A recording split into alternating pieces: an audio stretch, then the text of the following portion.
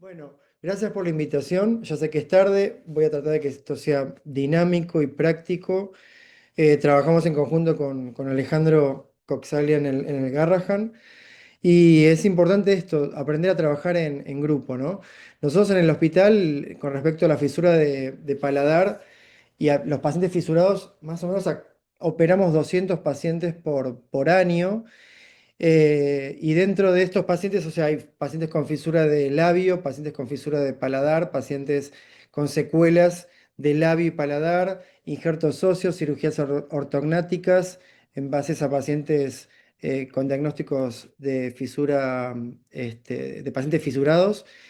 Y la fisura de paladar es una entidad que se caracteriza por una malformación congénita que afecta el paladar duro y o el blando, puede ser o uno u otro. Ahora vamos a ver la característica y la clasificación de esto. También lo van a encontrar como paladar hendido. La etiología de la fisura es una etiología desconocida, es multifactorial, dada por el medio ambiente, y ahí también descrita por factores genéticos de expresión variable. Con respecto a estos, las causas genéticas, los cromosomas 1, 2, 4, 6, 11, 14, 17 y 19, y el gen del metiletil ental tetrahidrofolato de reductasa son los que se relacionan con las alteraciones cromosómicas de la fisura del paladar. Como les dije, no está bien determinado cuál es la causa, pero también se describen que dentro de los factores multifactoriales, como los factores físicos, como la exposición a radiación, los factores químicos, como los insecticidas, pesticidas, muchas veces vemos pacientes oriundos de la zona de áreas de fumigación, de la zona de Mesopotamia sobre todo. Tienen mayor incidencia con pacientes mamás que tienen bebés fisurados. Antecedentes de madres que toman, que tienen antecedentes de alcoholismo, fumadoras, drogas, toma de anticonvulsivantes, antihipertensivos, teratógenos, medicación esteroides. El déficit de ácido fólico y la deficiencia de diferentes vitaminas también está asociada a la presencia de las malformaciones congénitas de la fisura del labio y paladar y la consanguinidad de los padres. La incidencia principalmente está descripta que se da en 0,4 a 1000 de nacidos vivos, lo que equivale más o menos a uno cada 700 nacidos vivos. Esta incidencia en general está bajando porque hay una disminución en general en la cantidad de nacimientos. Ahí vemos un mapa mundial donde a nivel en Asia es donde hay mayor incidencia de pacientes fisurados, y dentro de América Central, dentro de toda América Central, hay mayor cantidad de pacientes fisurados. Con respecto a los antecedentes, muchas veces cuando viene una mamá con su embarazo, o con una mamá que ya tuvo un bebé fisurado, tiene mucho temor a tener otro bebé, por lo cual es muy difícil determinar cuál es el antecedente próximo de su próximo hijo que puede o no tener fisura de labio. Los casos aislados es un 3 a 5%, pero de antecedentes familiares, si puede ser primario o secundario, el riesgo es de un 15 o un 20%. Con respecto, nosotros tenemos una característica que se ve en muchos pacientes en el hospital y con características al ser un hospital de alta complejidad, vemos pacientes sindrómicos.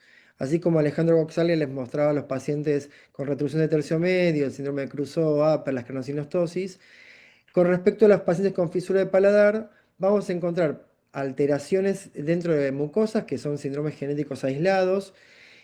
El síndrome de Pierre-Robin, que se caracteriza por una microretrognatia, que la característica de esto es que la fisura de paladar va a ser mucho más ancha de la fisura habitual que vamos a ver en un paciente que tenga una fisura palatina aislada.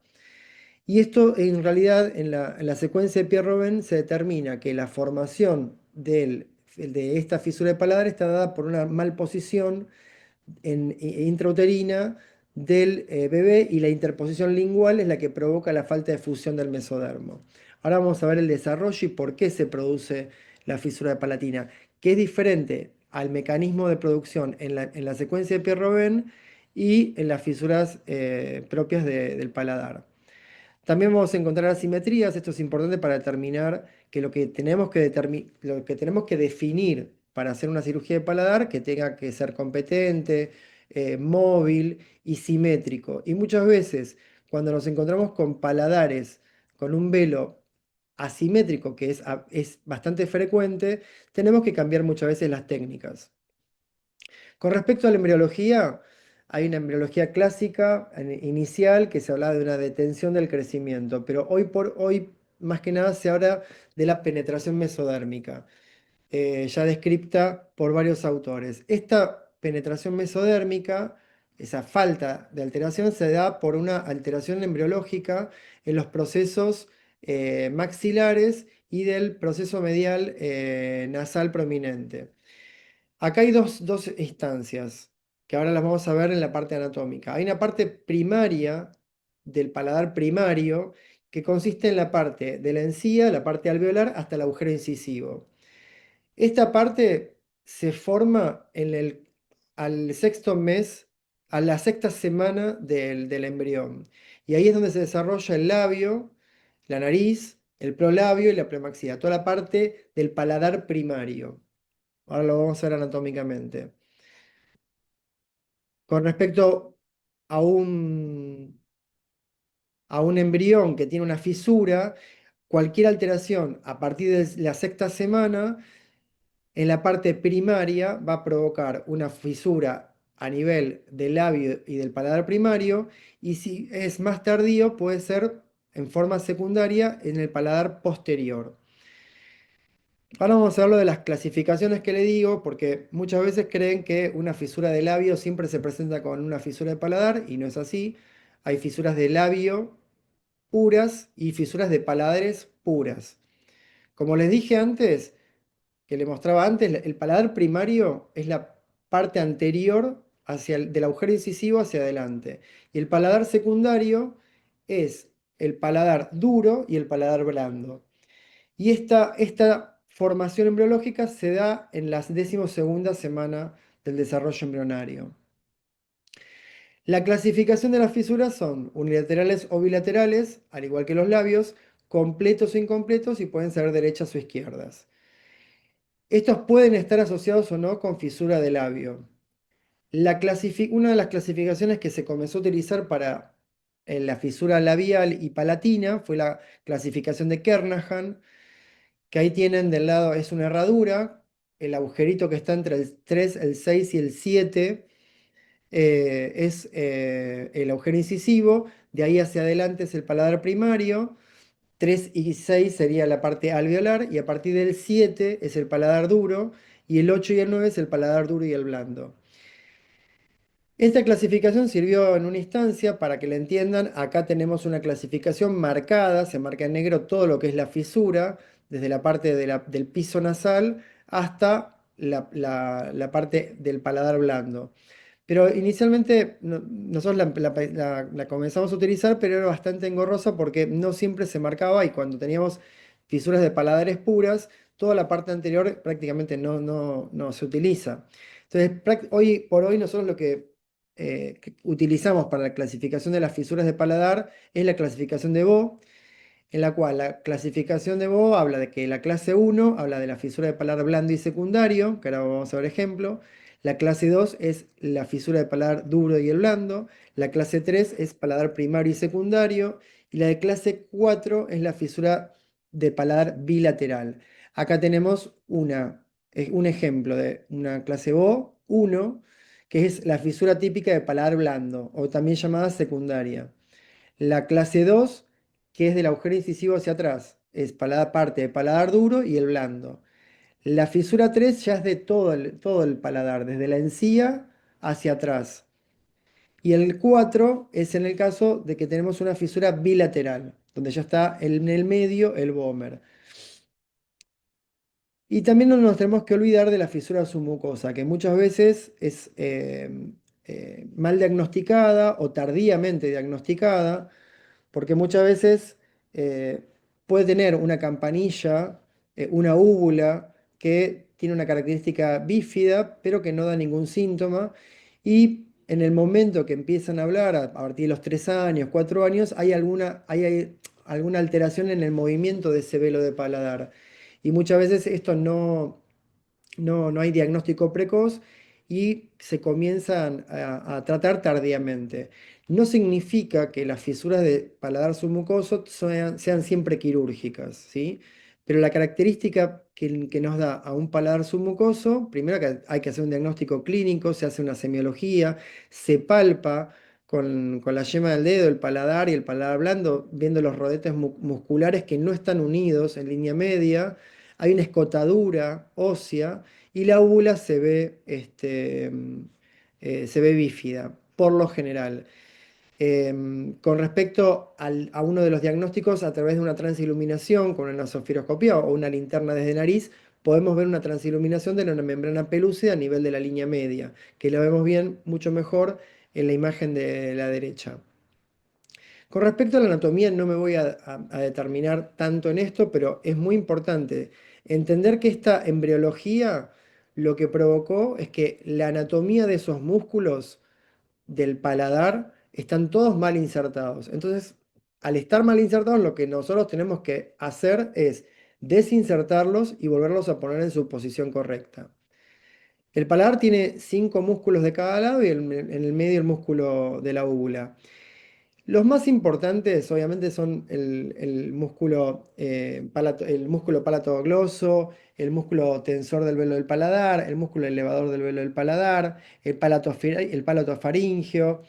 Y con esta imagen lo que les muestro es qué características tienen estos músculos. O sea, piensen que al tener un paciente con una fisura, todos estos músculos están insertados en otra mal posición y es muy difícil quirúrgicamente corregir esa anatomía como si no hubiese pasado absolutamente nada. Por eso la disección de estos músculos es importante al momento de la palatoplastía. No solamente se cierra el paladar duro, sino que en el momento que cerramos el paladar blando se hace la mioplastía intravelar con las técnicas correspondientes que ya vamos a ir viendo. Como referencia, recordemos, bueno, como lo había dicho recién en un abordaje transpalatino, o sea, estos colgajos principalmente son mucoperiósticos, están irrigados por la arteria palatina anterior y posterior. La anterior en general se secciona, son colgajos pediculados que dependen de la arteria palatina posterior, tienen mucha inervación y lo que importa es esa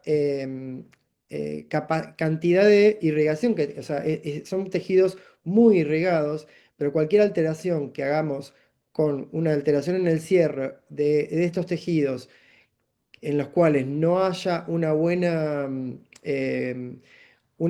disección y la unión de estos músculos y la unión de estos músculos y colgajos mucoperiósticos no sea la adecuada, nos va a dar importantes complicaciones.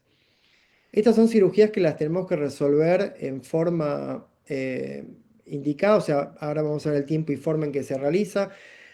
Acá yo incluyo o sea, no es que nos importa solamente los músculos del velo del paladar. Todos los músculos faríngeos están involucrados en la pared faríngea posterior, la pared faríngea lateral. ¿Por qué? Porque el velo del paladar es el que me va a dar el cierre del anillo de Pasabán para que el paciente tenga un paladar competente. Por eso la cirugía que yo le estoy haciendo en el paladar va a estar en desarrollo o en compensación con sus movimientos de las paredes faríngeas. Por eso también mostraba en esta imagen la amígdala, la importancia que tiene, porque cuando son pacientes que se operan tardíamente, son pacientes, o los pacientes que tienen alteraciones con respecto a la fonación y tienen amígdalas de gran tamaño, eh, hay que hacer un gran trabajo en conjunto con ustedes para ver cuál es el momento oportuno para hacer o no una cirugía a este nivel. Con respecto a la anatomía, no me voy a desarrollar más en esto. Acá hay una imagen que sí me quería mostrarla. Muchas veces los pacientes que tienen fisura de paladar tienen problemas auditivos. ¿Y por qué? porque la trompa de Eustaquio está a un nivel que se envuelve a través del músculo del tensor del velo del paladar y cuando este está mal insertado no provoca una buena drenaje y no hace un buen cierre de esta trompa, por lo cual se producen obstrucciones, son pacientes que habitualmente tienen otitis serosas. ¿Por qué? Porque primero que el flujo y toda esa parte del centro, donde está el septum, estaría todo abierto. El aire entra directamente, hay una comunicación directa entre boca y nariz y la ventilación no es la adecuada de del oído por el problema de esta obstrucción de la trompa de Eustaquio. Acá un poco más con respecto a la importancia de toda la parte muscular, que no solamente no nos importa la palatoplastia, sino que, tenemos que tener una correcta anatomía de toda la pared faríngea posterior. Los músculos constrictores son muy importantes a nivel de la fonación. Y como importancia, una vez que ya hablamos de la embriología, que hablamos de la etiología y de la anatomía, de cómo es la incidencia. Hoy por hoy nosotros tenemos muchas consultas ya prenatales. La consulta prenatal prácticamente se da cuando la mamá sabe que va a tener un paciente con fisura de labio. Por las ecografías 4D es difícil de definir que haya una fisura de paladar. Todavía la fisura de paladar aislada puede estar más camuflada a través de una ecografía, pero la fisura del labio es mucho más evidente en las ecografías 4D. Y por eso es importante ya prevenir y explicar que lo más importante con respecto al nacimiento de un niño con una fisura es las pautas de alimentación, que esto lo tenemos que hacer en conjunto con un equipo multidisciplinario. Por eso el equipo multidisciplinario está dado por un pediatra, un cirujano plástico, un odontólogo, un otorrino, un foniatra, genetistas, psicólogos y servicio social.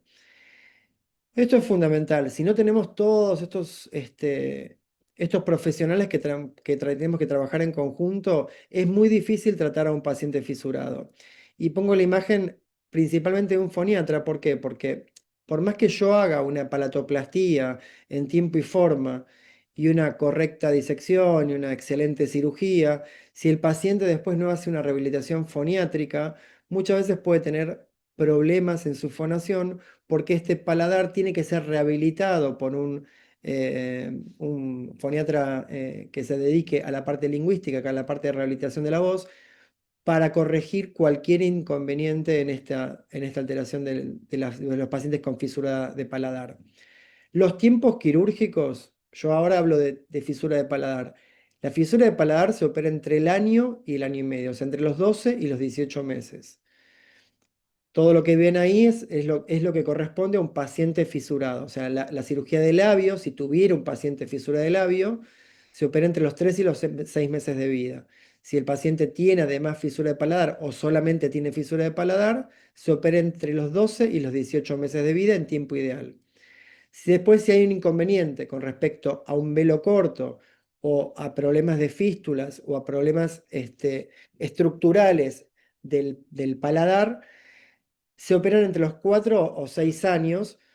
¿Por qué es importante este momento? Porque si no, los engramas fonéticos son muy difíciles después modificarlos si no hacemos una revisión. Insuficiencia e incompetencia velofaringea es otro tema, pero se los nombro porque es una de las complicaciones por una palatoplastía mal hecha. Después las secuelas graves eh, se hacen más adelante, los injertos óseos si son necesarios, cuando los gaps alveolares son muy anchos, se necesitan poner injertos de hueso. Ahora voy a explicar qué es lo que hacemos para que no lleguemos a una asimetría de la encía. Y los retoques secundarios, las rinoplastías, son después de los 15 y 16 años, al igual que si fuera necesario una cirugía ortognática.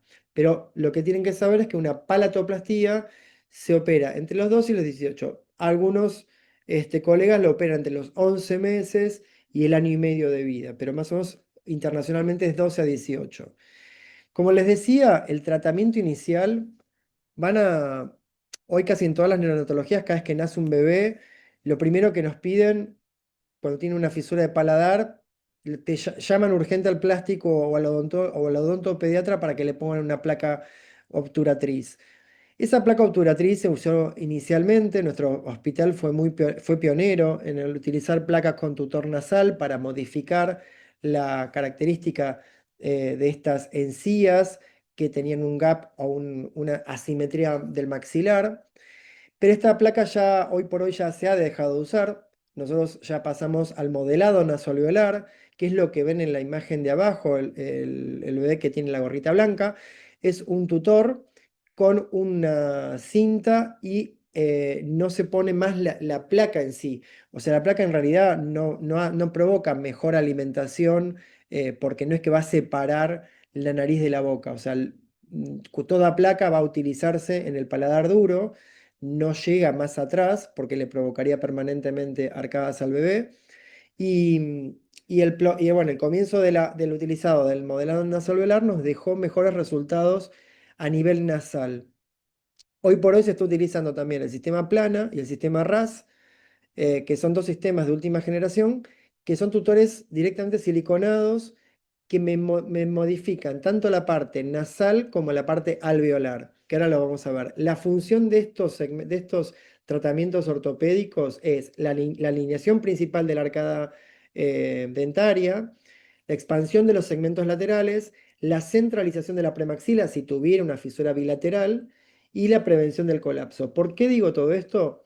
Porque si yo opero un paciente que no esté alineado los segmentos, yo lo voy a llevar en el tiempo a una cirugía ortognática o a un desastre para tratamiento ortodóncico. Va a ser muy difícil. Por eso, en el momento que yo lo opero, tengo que tener una buena alineación. No es lo mismo operar un paciente del lado izquierdo vemos los pre y del lado derecho vemos los post. Solamente esto es tratamiento ortopédico. No es lo mismo que yo empiece a operar un paciente sin ortopedia que con ortopedia prequirúrgica. Entonces, cerrar un maxilar y cerrar un paladar no alineado va a dar consecuencias en el futuro, sobre todo en el crecimiento. La cirugía se opera en una posición de Rose.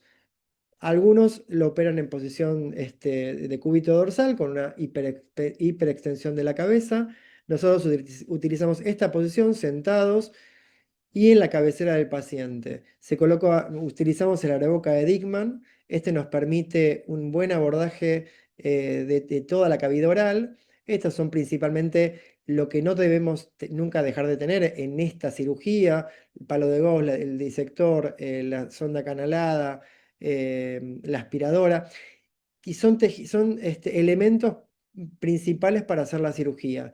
Y con respecto a los procedimientos quirúrgicos, vamos a tener procedimientos combinados que se hacen tanto para el cierre del paladar duro como para el paladar blando. Los colgajos de paladar duro son todos colgajos mucoperiósticos. Hoy por hoy, ¿de qué van a depender todas estas técnicas? De mayor o menor alteración en el crecimiento por la disección mucoperióstica del paladar. Cuanto mayor se hace un desperiostizado de esa área, pensemos que estamos operando un niño al año, año y medio, y tiene todavía un potencial de crecimiento de toda su cara. Por lo cual vemos muchas veces que con cirugías muy agresivas se provoca también una alteración en el crecimiento facial, que ahora también se las voy a mostrar. Y el velo del paladar se hace una veloplastia intravelar. Recordemos todos los musculitos que nosotros veíamos en ese velo del paladar. Se diseca cada uno de esos músculos, es muy difícil identificar a cada uno, pero se hace una mioplastia intravelar para ir a retroposicionar esos músculos, a dejar un paladar más largo, móvil, y en algunos casos también otra de las cirugías del velo del paladar es la doble zeta-plastía de Furlow. Acá tenemos la técnica de Bowerdil-Kilner, que es una zetaplastía, perdón, es una mucoperiostoplastia de paladar duro y del blando, donde los colagos se elevan, se levantan y se centralizan. Con respecto a esta palatoplastia, se deja en las partes laterales del paladar, se deja cruento y a las 15 o 20 días toda esa área queda revitalizada. Ahí estaba lo que le explicaba de la alteración del crecimiento, si hay alteraciones quirúrgicas. La doble cetoplastía de Furlow, que es la cirugía que hacemos cuando un paladar vemos que no llega hacia atrás, que no llega a la pared faríngea posterior. Si vemos que tenemos un velo corto, se hace una doble cetoplastía, que esto es a nivel del velo del paladar, para elongar ese paladar, para que ese paladar sea móvil, sea tenga la suficiente compliance para que se mueva y para que ese velo toque el velo del paladar. La paratoplastia de von Langenbeck es una veloplastía intravelar que hace unos colgajos en isla, tipo en asa de balde. Acá tiene menos desperestización, pero todo va a depender de las características de la fisura de paladar. Acá tenemos, por ejemplo, como les dije, una característica de una fisura de paladar tipo una clase BO2, porque es un paladar duro y blando. Está la fisura después de la parte anterior. Si la fisura del paladar llegara hasta la encía, yo tengo que cambiar la técnica quirúrgica, porque lo que me importa es que no deje fístulas y que no deje áreas cruentas en ese paladar. Muchas veces no se pueden no dejar fístulas. ¿Por qué? Porque hay pacientes que nos llegan con un gap o con una encía no alineada correctamente. Son fisuras muy anchas y se hacen en un segundo tiempo un cierre de paladar primario. Con esto esta parte se llama la gingivoperiostioplastía, que es el cierre anterior de la encía. Y esa parte es muy importante porque allí es donde hay dientes, hay alvéolos dentarios, podemos correr el riesgo de, muchas veces estos dientes están en paladar, están mal insertados, puede haber agenesias, con la cirugía podemos provocar ausencias dentarias. Y por ejemplo acá en la cirugía, que cuando tenemos una antecedente de una fisura de labio bilateral, donde es una fisura ancha, pero tenemos el Bomer en el medio. Muchas veces usamos el colajo de Bomer para hacer el cierre del piso nasal y el colajo de mucoperiósteo para el cierre del piso del paladar duro y la mioplastía posterior. Ahí explicándoles que cuando es una bilateral se utiliza los colgajos mucoperiósticos del Bomer para hacer el cierre del piso nasal y posteriormente los mucoperiósticos de la mucosa oral. Como les decía, las complicaciones más graves, o sea, obviamente que la hemorragia, la infección no es tan frecuente, pero las complicaciones inmediatas puede ser la hemorragia. Por eso es muy importante, nunca se dan de alta en el día los pacientes de fisura de palatoplastía, se van al día siguiente.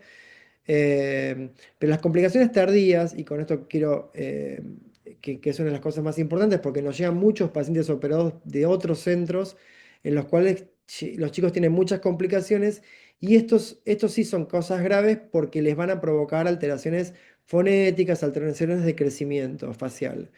Las fístulas se dividen de muchas utilizamos la clasificación de Pittsburgh, es otro tema, las fístulas, pero las nombro porque son las entidades como más difíciles de resolver para que el paciente no tenga inconvenientes.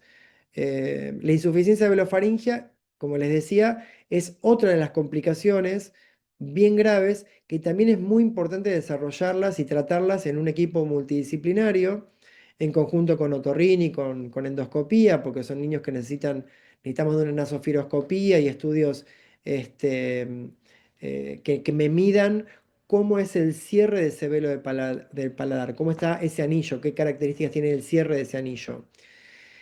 Como les había explicado, hay técnicas que me provocan esta alteración en el crecimiento del tercio medio de la cara y en algunos pacientes puede dar apneas de sueño.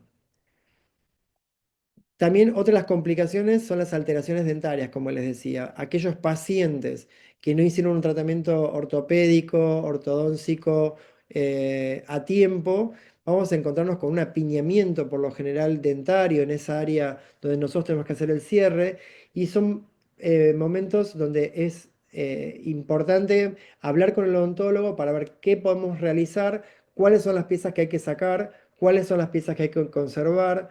em, los dientes supernumerarios en general se deben sacar para que los demás dientes puedan extruirse y corregirse en tiempo y forma, para que después estos dientes que tengan una malposición puedan hacer una terapia ortodóntica. Y bueno, el tratamiento de las caries, porque son pacientes en general que también por lo general tienen caries, no podemos operar a los pacientes con caries, porque ahí sí vamos a tener un problema, infección de gran cantidad de gérmenes. Con respecto a lo que les explicaba de la fisura de paladar, acá vemos un pre y un post inmediato. Y aquí con esto les muestro lo que queda lateral, para la parte de centralización del cierre del paladar primario. A los 15 o 20 días se repiteliza. O sea, nosotros le dejamos Urgicel o Spongostan en la parte lateral. Lo importante es la alimentación. Son chicos que en general ya tienen que empezar a tener alimentación blanda y semisólida. Por lo cual, lo que nos importa en estos casos es que tengan una alimentación bastante limpia, en el sentido de que no tengan residuos. Evitamos todo lo que sea eh, alimentación de granos, alimentación de arroz, alimentación de verduras crudas, porque son alimentos que van a quedar en la herida y es muy difícil, los chicos no van a saber hacer un buche, y por lavado y por la bebida es directamente como se va a limpiar cada paladar. Los objetivos, como les decía, de una palatoplastía que hay que realizarla entre los 12 y 18 meses, entre el año y el año y medio, es la reconstrucción de los tres planos. Como les dije, plano mucoso, de mucosa nasal, el plano muscular y el plano de la mucosa oral. Lograr la simetría de ese paladar. Muchas veces hay que hacer una Z, si yo les mostré que habían paladares que eran asimétricos, bueno, que ese paladar esté largo. Muchas veces no es importante que reconstruyamos la úvula, lo importante es que se reconstruya todo el velo del paladar y que el velo del paladar sea lo suficientemente competente para que toque la pared faríngea posterior.